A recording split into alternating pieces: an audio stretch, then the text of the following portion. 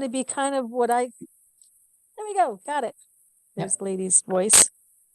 So I am going to, what I call is Google secret sauce. Google search has a lot of secret or easy functionality that's free that just not everyone doesn't seem to know about. So one thing I'm going to share in the chat right now, and I'll share it again later. A lot of these, Get your volume up, Pam, a little bit, The screen's a bit, please. pardon me? that's, I'll just talk louder. Is Yeah. that better? Got a Yes. different window than Okay. I. Okay. And then, so I put in the chat the link there. I'm going to cover a lot of these items that happen to show up in this article as well. So you don't have to take a lot of notes if you save that article. So if you click on that link, you can save the article. And then I'm going to go now to one of my favorite secret sauce Google things. And I have to do this before a plane lands. Ready? So I'm going to go here to share. Now in Google, if I were, I'm just going to hide this, get it out of my way. This is just a regular Google page. And I'm going to just type in JetBlue, which is a flight, 120, and hit enter. In the Google search, you can see if you were heading to the airport or you're going to pick up a loved one or something, if you know the airline and the flight number, you can just put that search term in there and you get this whole timeline. The little airplane moves across the screen so you can see when they're approaching landing, you can see their gate, their terminal. So if you're even in the plane and they say you can turn airplane mode off now and you put in your flight number, you can find out which gate you're going to be in and it'll eventually update and let you know where your luggage is going to show up as well. This I love because sometimes you don't get the text message from the airline or you don't, you try to navigate their website, log in, find your email, all of this stuff. Just by going into Google, you can bring up that kind of information and even future flights. So like there's JetBlue 88, for example, and that's leaving tomorrow. And so far it's on time. And it gives you the arrival time and all of that. So I wanted to show you that quick before, I mean, that plane just happened to land, but I wanted you to see the airplane go across, but it's a very, very helpful tip. Okay. So Google, it's very robust. Google has put a lot of things that if you just type a certain keyword or certain words in there, it starts up functionality that you might need in the moment. For instance, if I were to just Google the word calculator, it automatically brings up a calculator for me. So if you happen to have your phone or your computer, you can't find your calculator, if you just type the word calculator, you can have anything you might need. It'll give you the calculations. Another tip that I like to use, especially when I'm cooking, is I can say, let's say 6-minute timer. I now have a timer that's going to count down and make a lot of noise for me when it's time. So if I can't find my timer, or sometimes it's with kids, I said, all right, you're getting a little too hyper. I want you to just sit quietly for 6 minutes. And you give them your phone or you do that on their iPad, and they, for some reason, it's like magic. The kids will start watching the numbers count down, and it really is like a sweet little brain break. And if you're someone who likes to exercise, or if you're into sports, by clicking off to the right, you can have a stopwatch. So if you're a runner, or if you wanted to do exercise, or again, if you're working with kids, I mean, I do work in schools, you want to say, let's see how fast you can run. You could just sit there with your phone like this and run all the energy out of your kids for a while. So that is a stopwatch. So you have a timer and a stopwatch. ready to go just by typing. I put 6-minute timer. If you were making a cake and it had to bake for an hour, you can say 1 hour timer. And it does give a little alarm when you're done. So when you're in Google search, and this, I'm going to go just to the main page a second, just so you can see. This is where we have our usual Google search. Here, this search by voice button, if you click that, you don't have to type in any words. It'll just recognize your voice and put it in there. So, for instance, like sometimes on cell phones, the buttons are so tiny that's a little hard to type. If I say, oh, let me just allow my phone. What are the hours of the Rojan Library in Hillsdale, New York?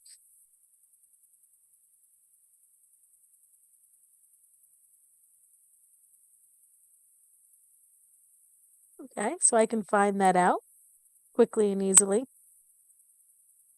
I can also click that button and say, how do I get to the Roloff Jansen Library from Hudson, New York? Well, it didn't have, it has trouble with Roloff because I guess I don't speak Dutch very well. But what I can do is underneath here, the search, you see where it has maps, news, books, videos, and more. These are all ways that you can fine tune your Google search. So if I were to click maps on here, and it's still trying to find the Roloff Jansen instead of Roloff.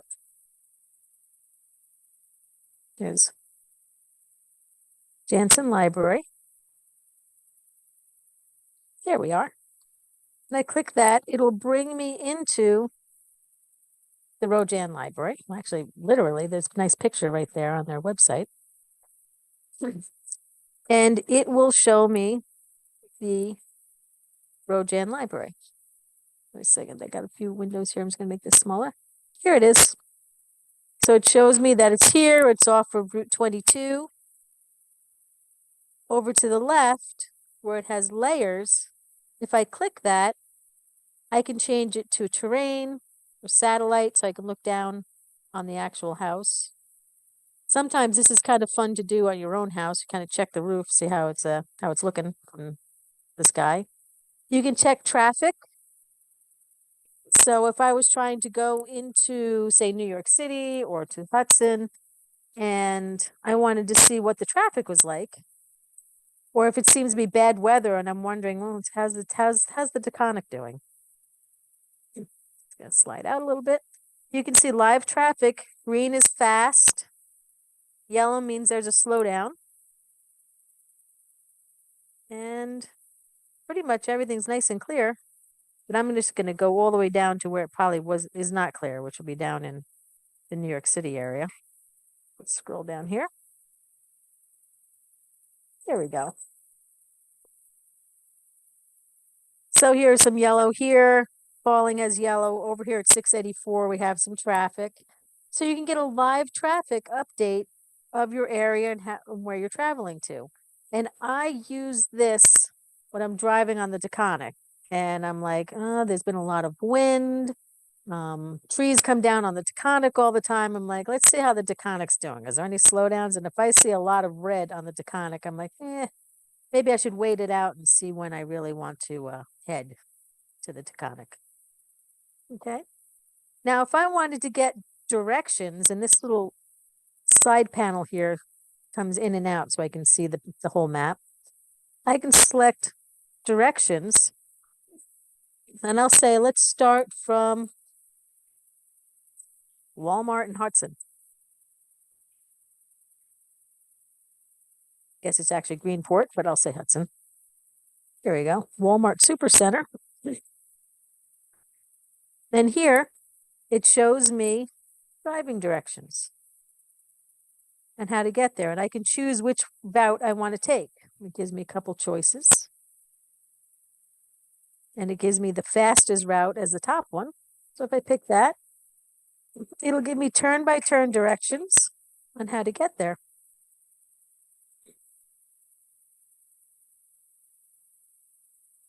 So by using the map tool, it's a pretty powerful tool that you can use.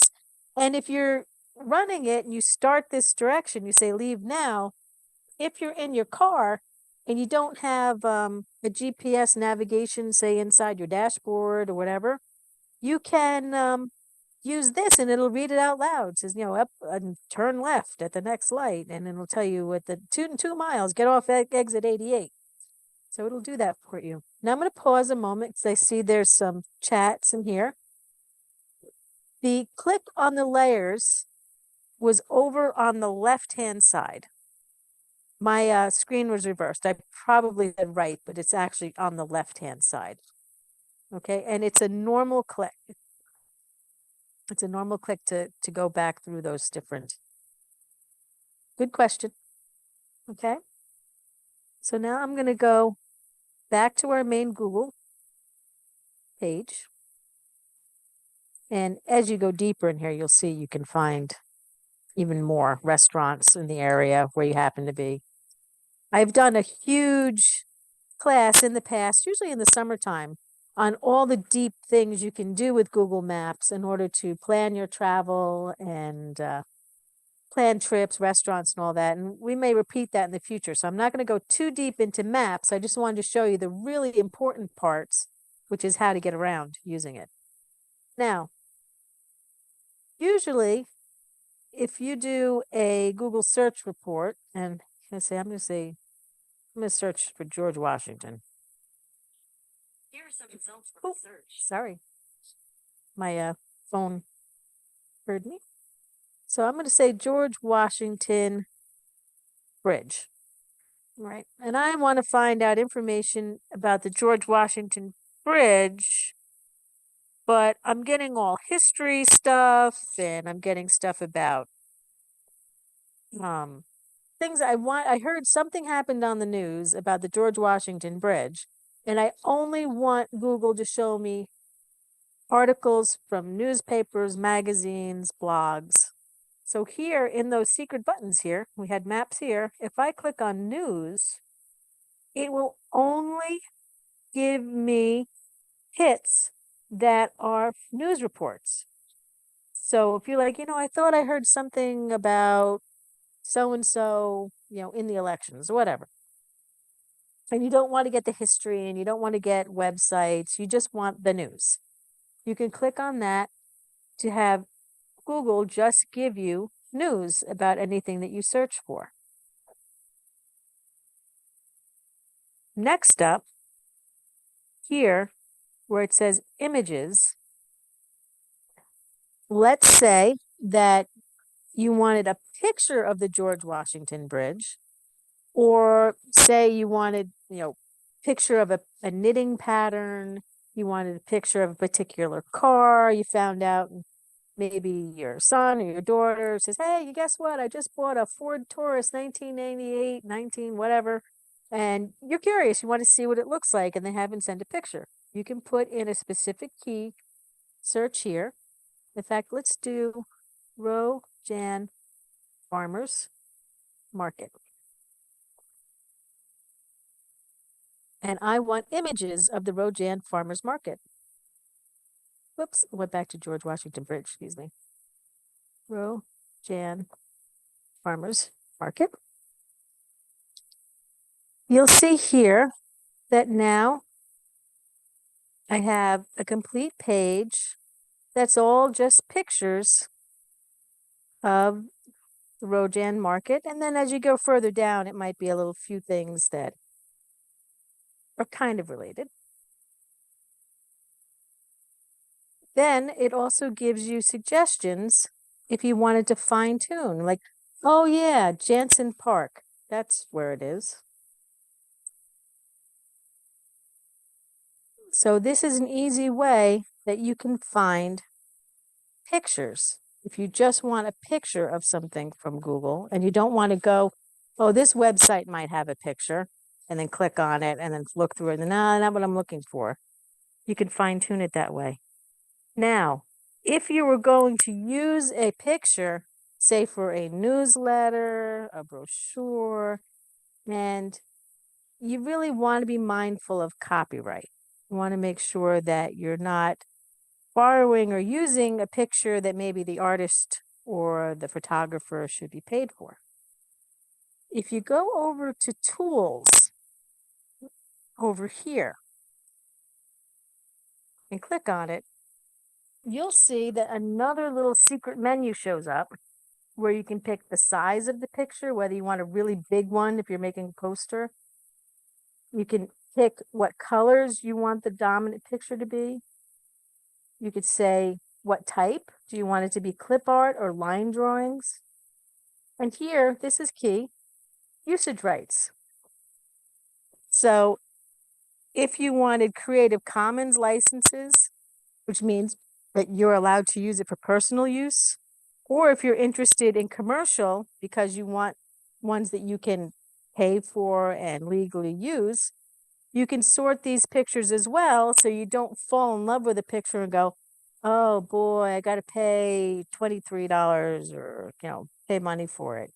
So here they'll say licensable, or it'll give you different free, they'll let you sort them into pictures that you find.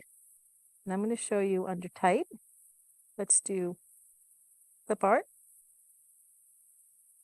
You probably get a bunch of logos here. Yeah, we just got one. We'll pick just Farmer's Market, take out Rojan. There we go. So here, if I go to the tools, pick type, and say I want line drawings, you'll see here now I have things like pictures that could be colored. So you can kind of fine tune how you get your images. Okay, and I'm going to this out now. So let's go back to the main page again. And I'm just going to pause and see if there's any questions so far about that, about finding the pictures or anything so far. Hope you're finding stuff you can use. Okay, so I'm going to move on to the next part. Let me share my screen again. So I'm back on Google search. And this time I'm going to say that I am interested in buying an air fryer. I kind of am, actually. So air fryer, you'll see here right across the top, they kind of give you a shopping area. That's by default because I searched by a item here. But you'll see in those secret button areas here, it gives you some selections. Do I want a 2-gallon one? Do I want ones on sale? Do I want colors? Under $60? So let's say I want one under $60. Okay. So it gives me links, and then I can also see different items. So a lot of times you may find that Target or maybe different stores, Walmart, might be cheaper than buying the same product on either Amazon or a different store, because this doesn't just give you one. You can see here's Best Buy, my store, so it can help you find the best price.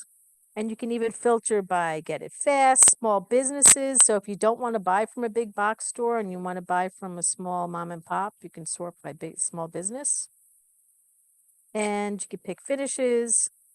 You can check power consumption. So if you want to be energy conscious and green, cooking methods, depths, and features. So you can look through a whole bunch of stores all at once by using this method. There's also a shopping button here in those secret buttons on the top. And if you click on shopping here, that goes straight to your the shopping area. So you can click on that and then you can pick other things. And I'm going to pick let's say Ford F-150. So you can see prices here. I mean, some of these are toys. I'd love to buy a Ford F-150 for that price, but you can see free returns, businesses, Amazon, see new or used. So it's another area that I like to use when I'm shopping, just to see what's out there. So let's go back to the main site again. And this time, let's look at travel. So I am just going to type Orlando, Florida. So by doing that, it gives me, okay, there's a lot of information about Orlando, but what I really want to do is find flights for Orlando. Here we have our secret buttons, but there's also a more button here. If I click that more button, you'll see on the list here is flights. If I click that, it will give me the flights and their current prices. And I can say here, I'm looking to go from February 1st to February 8th. I can change this time. So let's say, and when I go to change the days of the week, you could see the prices. So I can kind of decide, well, maybe instead of leaving on a Wednesday, maybe I want to leave on a Thursday instead. So you can kind of see the prices for those days. Right? Let me hit done here a second. You can also pick any dates. So it kind of goes through and finds times and things for you. You could pick whether it's round trip, one way, multi-city. You can do a price graph. And it tells you when is the best times or the cheapest times to travel to Orlando. So you can see here, okay, March, that's a good time to go. So when I'm looking to travel or go see my mom down in Florida, this is something that I like to do. And here, tracking prices, I can see the best flights, other departing flights, gives me the information. So here's a JetBlue. Non-stop, one stop, tells you where it stops. Also under travel, now that I'm here, you'll see I also have the option of hotels, vacation rentals. So if I hit hotels, it'll tell me the hotels in the area. Do the same thing, offer best times. It creates a little map so I can see them. I can do filters like I want a pool, special price, special offers. So if I have an AARP or maybe something with my union. Then you also have here, explore. And this is under those buttons near the top. If I hit explore,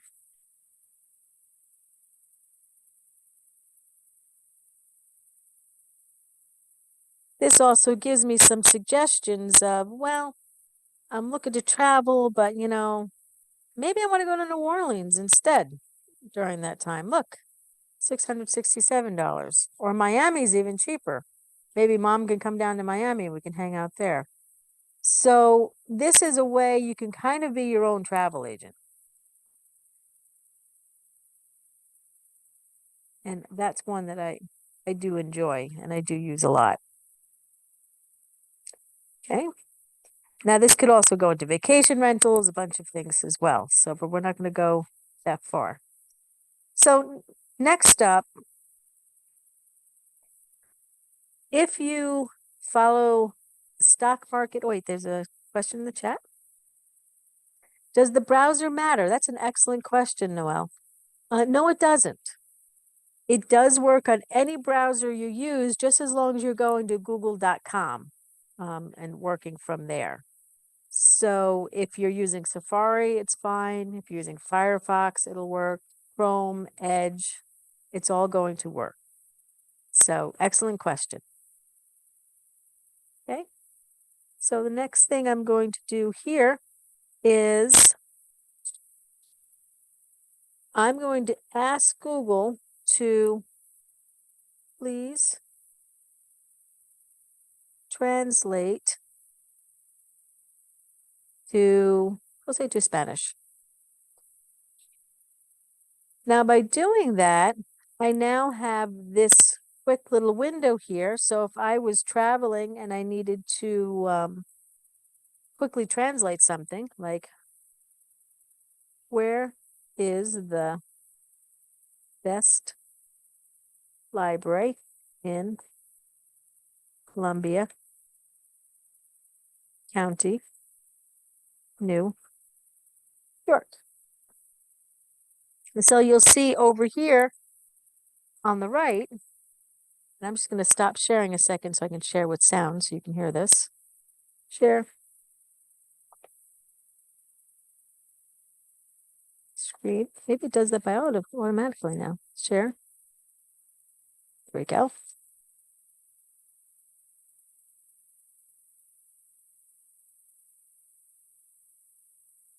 What happened here? Jumped when I was doing that. Give me 1 second.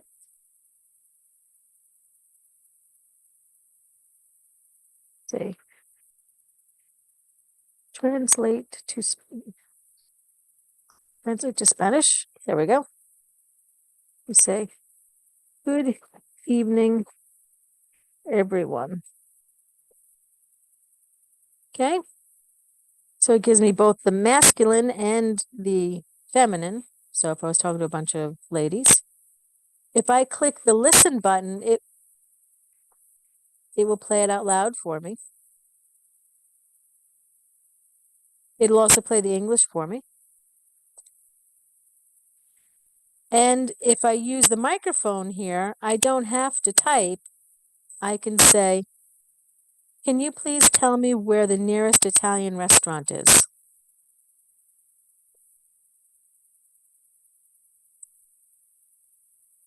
And if I switched this button here, it'll switch it so that the microphone now belongs to the Spanish speaker and it can speak in English to you. So if you would then click the button, if someone was to tell you, I don't know, let's see. El restaurante es cercana del río. So you can use this for translation back and forth. And if you wanted to copy your translation and paste it into an email or wherever, you can do that. Now there's an even deeper Google Translate here, which we're going to talk about, and I'm going to show you more in a future tech lab in this series. But for now, I wanted you to see where you can find this very, very handy little tool. Okay. So the next item I'm going to show you in the secret areas here is we have videos. So if you were trying to find a video, I'm going to say of cute kittens playing with string. And I were to click, and I'm just going to make sure this, click this here. If I were to click the videos button here,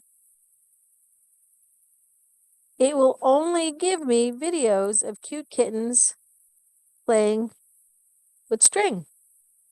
So if I wanted a specific video that I was looking for, say those years ago, my mom really loved George Burns and Gracie Allen. George and Gracie was something that when she came home from school, she would watch it and she loved it. And she's like, there was this one episode, I couldn't remember. I'm going to say George and Gracie. You can see here I could find little clips and even George and Alan and Gracie shows. So it'll help you go directly to something that you would want to look at. So if you wanted to find specifically videos, you can use this technique. Now, finance down here. The finance page, if you're someone who follows the stock market, you can use this page to get the news, find out where the trends are, what's the most followed. You can create your own little mini portfolio of ones that you want to follow. You can see the most active, who are the gainers, the losers, trending. And if you happen to know, I'm going to say, I think PayPal is PPL. Maybe not. If you know the stock symbol, you could just type it in there and you can bring up any particular stock and see how it's doing or how it's doing at its close. You can get little information here. So if anyone is interested in the stock market or investing, you can use this page. It even gives you the markets and currencies and crypto. So if you're interested in any of that and any of these buttons, just by clicking on them,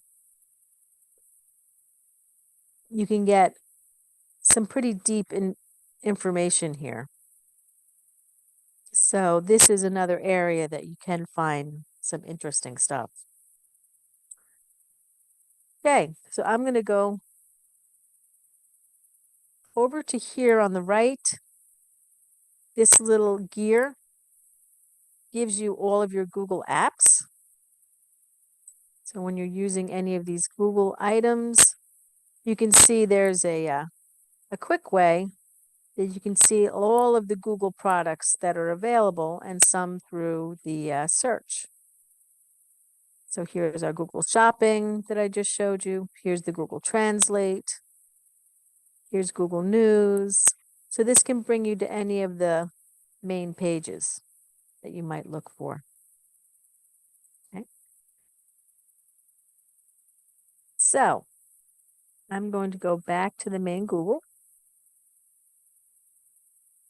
Yep, sorry. Let me just go take out the finance here on the top.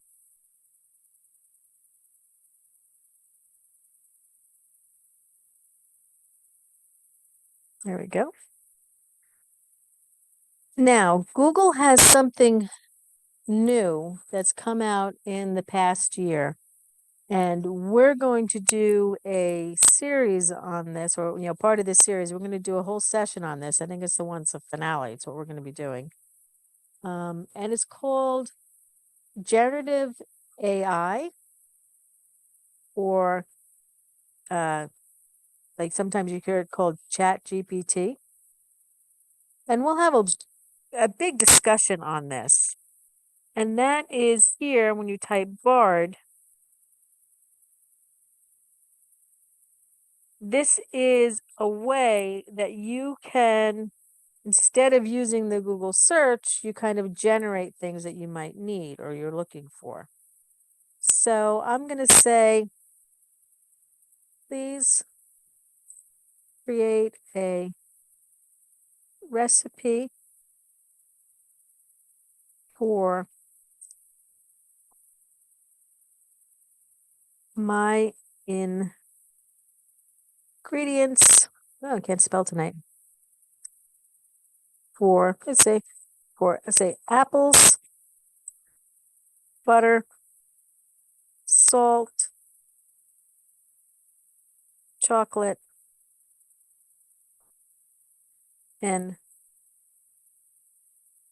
sprinkles. So I'm just going to go through a list of ingredients I might have in my cabinet. So it's giving me the deconstructed apple pie with savory twist, apples, butter, salt, chocolate, and Pringles. Okay, we're adding Pringles to this. Okay, and it says, so it'll give me a little bit of a recipe to try out. I can ask other things like, how do I fix the timing belt on a, well, let's do the Ford F-150 again.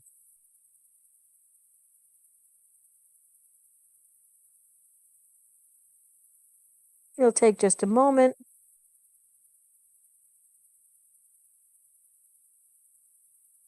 And then it goes through and it gives me step-by-step instructions on how to do this. And it's really giving me step-by-step instructions.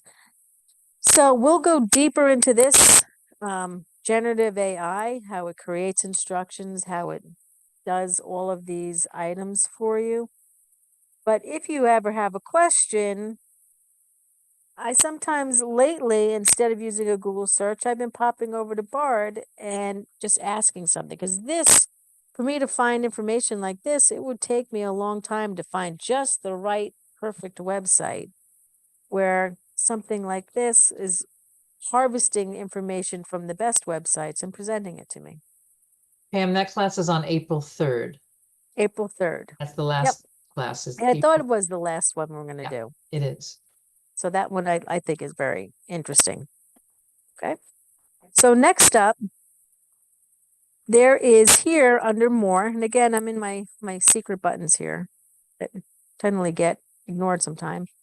We're all library fans. Let's look at books. So I'm going to go here and click books. So it still had the word Bard in here. I'm going to look for, let's do, but Stephen King. It's easy enough. Stephen King.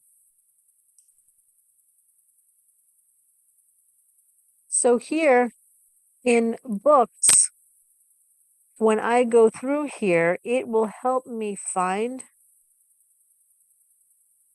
books. It'll give me previews of the books, give me links, gives me information about the book. It won't give me the entire book. It'll give me just some sections of it. And then a lot of times it'll give me places where I can buy the book.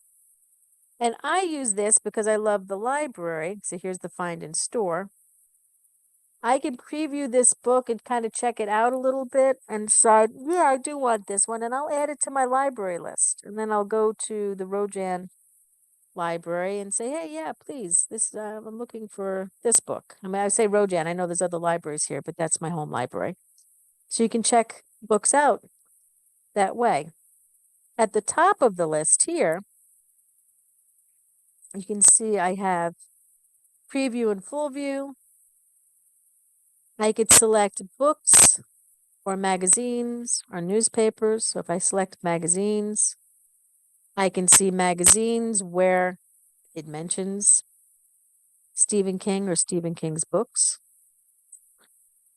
I could pick any time or time range, which is key because books that are in the public domain, you will get the full book because the copyright has expired. And I see there's a question in the chat.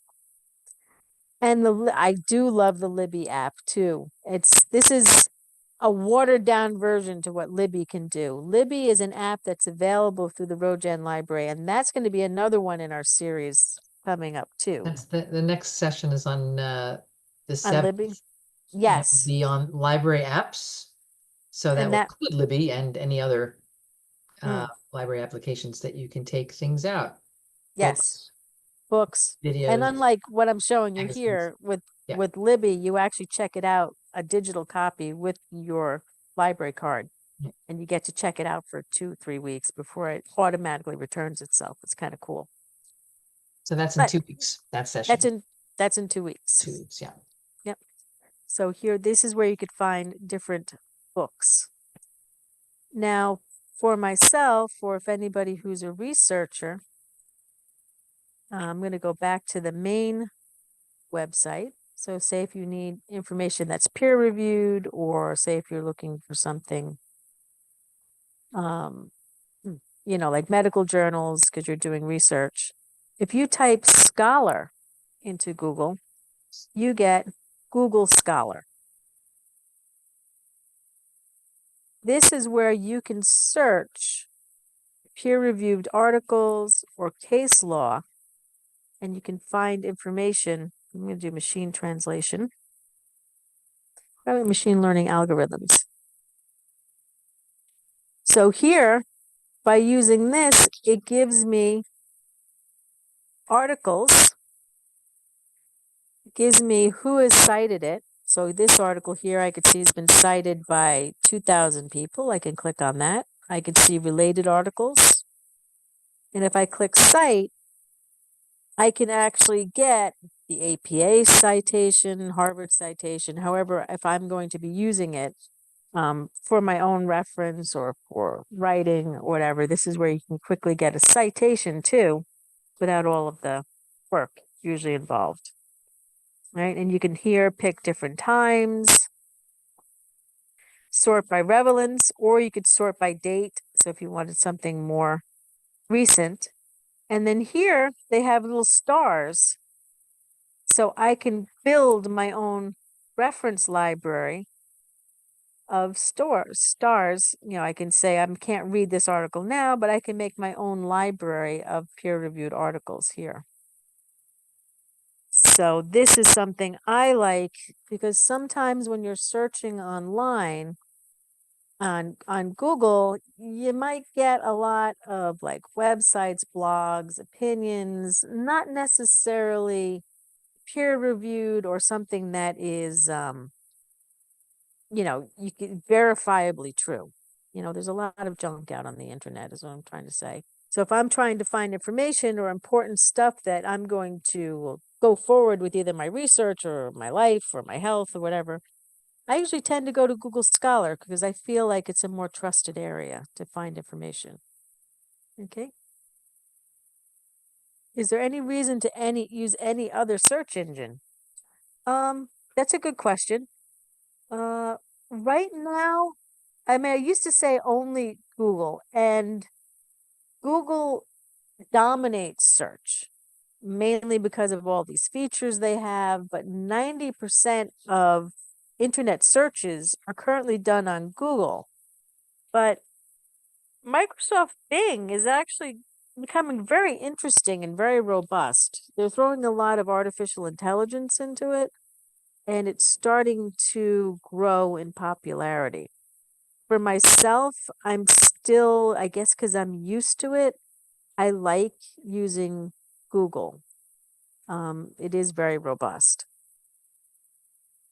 Another thing that they have on Google Scholar, sorry, I didn't think I was clicking. Over here, where it has Create Alert, this is something that I use a lot. If I wanted to find out more, I was like, I didn't see anything I needed right now.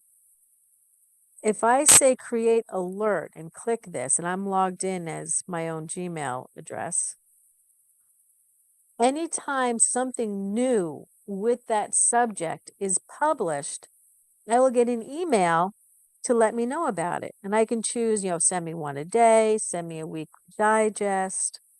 One thing that I do, because I am an educator, is I created a Google alert for my name.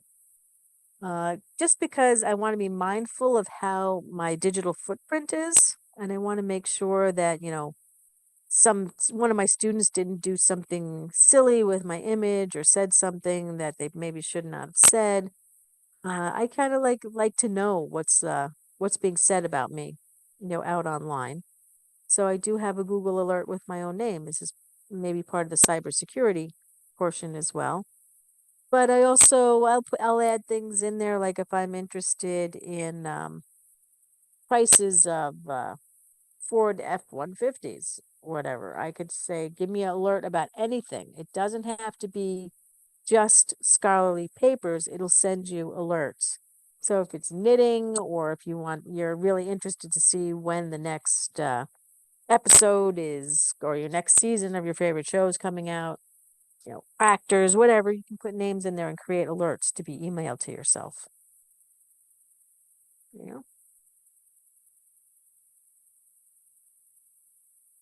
And yes, Tammy, you're right. There does seem to be more and more ads or sponsored hits when you search Google. And yes, I agree. That is completely annoying. It is how they make their money on all of these extra things in here. One of the reasons why I'm kind of liking Bing a little more is because they do a little bit less of that. But there is a setting, and I believe once you're logged in, over here in the quick settings, they have search history. Let me get this out of the way. If you want to make it dark, change the language. And under more settings here, for your Google search history, you can clear your history, safe search, more options, and I think it's Google account settings here. There is a way where you can turn off how much advertising you get, or you can start blanking out some of them, but they don't make it easy to find. I'll have to because we're going to get close to it, and I don't want to keep poking around on here. I will send a follow-up email to Tammy on where you can turn down so you see less ads. You can't turn off all the ads, but at least you can have ads that are more relevant to you and not have a whole bunch of sponsored ads. And finally, at the bottom of your list, you find what you're looking for. Okay. So we have that. Now, another thing that Google has that doesn't get used a lot, but it's actually really helpful, is let me go to the main Google here so I can see it. Before we spoke about the search by voice, where we talked, just to the right of it, we have search by image. If I click that, you can put a photograph here. So if you take a picture of, say, a butterfly, or you have a picture of a butterfly, or you take a picture of a mountain, something, you paste a link and hit search, it will search all of the images and then tell you what kind of animal or plant it is. So let me stop sharing here a second. Let me find an image and I'll demonstrate this. See if there's any questions so far. I'm gonna find a good picture here. Let me see what this one is. This JPEG.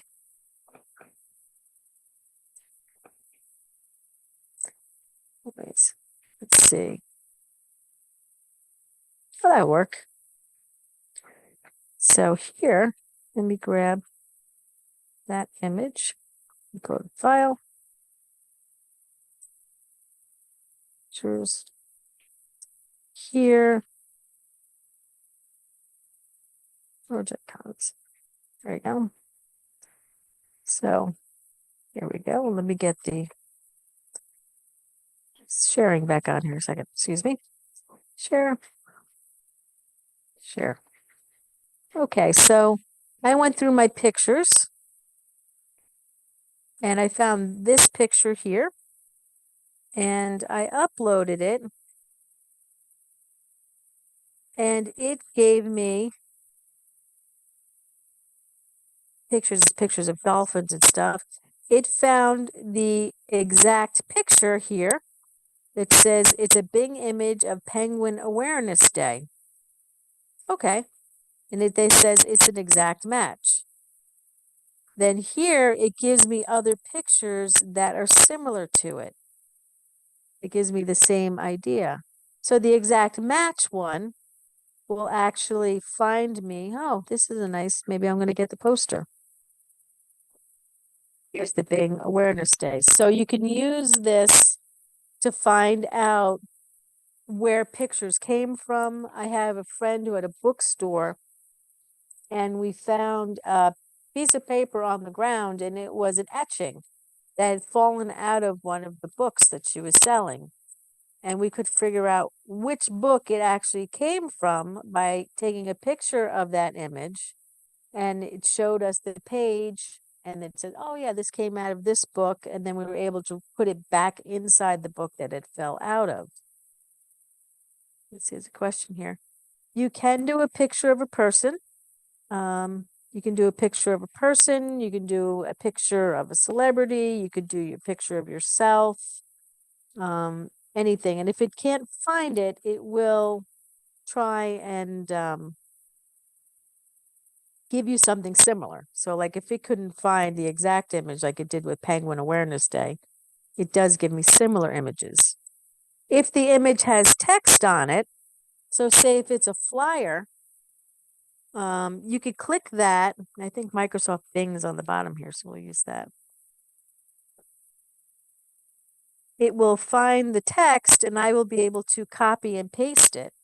So this is the word Bing. So that way, if you have something that's just a picture and you're like, oh, I can't find the original flyer on my computer, I deleted the file by accident, but I still have this printout, you can take a picture of it, upload it to this, and you can copy and paste the text that would be there.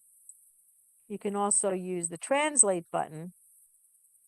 So if you have a picture that's in a different language, you could take a picture of a book, or maybe even someone's, writing from a past family member, and it's in a different language. If you take a picture of it, it'll auto detect the language and translate it into English for you. So there's a few extra bonus things to try. And this works really well when using a mobile device because your camera's built in. So there's been a couple times I've been out and about. I'm originally from the city. I moved here about 7 years ago when I fell in love with someone who's lived here his entire life, Jim Duran.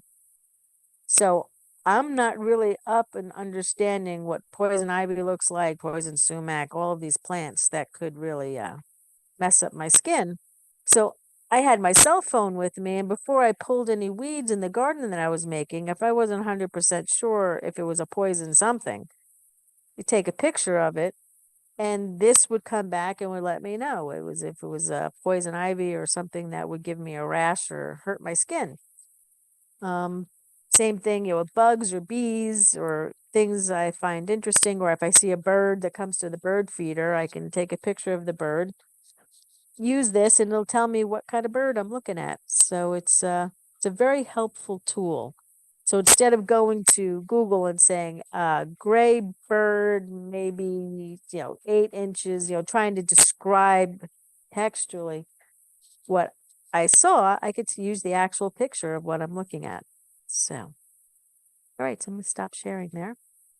So that was kind of a whirlwind tour of all the things you can do inside Google search. Like I said, I'm gonna give you that. Let me see if that link, I will give you that link again that has a lot of the things that I just spoke about very, very quickly. I thought this was a very helpful article because I was trying to, sorry, that's the Spanish. Everybody wants to go to a close restaurant, hang on to that, to Hudson River. That's the link. So a lot of the items that I covered and a few bonus items that I didn't get to are in there. And yes, I will send the information on how to reduce the ads. Every time I know where it is, Google hides it again. Facebook's good for that kind of stuff too, like figuring out how, like, we'll hide the ads because we're required to, we've been told by law to do that, but they didn't say it had to make it accessible or easy to get to. So I will send that information to Tammy with instructions on how to do that, and she could forward it to the group that came today. And then you're welcome to, forward to all your family and friends, because who doesn't want to see less ads? So I will send that to you too. I hope this was helpful. I hope you found one tool that was going to be like, wow, this is great. This is exactly what I needed. I didn't know it was there. Maybe one or two. But check out that article. Like I said, many things that I described word for word, it tells you how to do it. And it also will have a couple bonus ones in there that I didn't get a chance to cover or show you. So, and my new job is I'm a digital accessibility coordinator at SUNY Empire. So I'm going to help the deaf, the blind, people limited mobility be able to take their online courses successfully and get their degrees. So I am thrilled, and it's a remote job, so I get to work from Hillsdale. Yay! So Congratulations, Pam. That's a great thing. What a nice, So- nice step. yes, it is a nice step. It's very good. I love it up here. I would be nice to just be able to do my grocery shopping and IGA and see everybody. I see Sue at the post office again. My hours haven't been able to coordinate that, so it'll be nice to see Sue. Check in with her and see how she's doing. So, all right. Well, if I'm going to stick around, if there's any other questions, I will be the last one to turn the lights off in here. So we're at 7:45. So you can stick around if you have extra questions. If not, it's okay to say goodnight and log off if you want to, but I'm going to be the very last one in this room. So if you have any questions, I'll stick Thanks, around Pam. until I've answered them all. Remember, so the next class is on February have a 7th, and then we're going to go over question. library apps. So, Yes. sign up for that. Again, Okay. register the same way you did for this class. And we'll see you then. All right. And thanks for coming.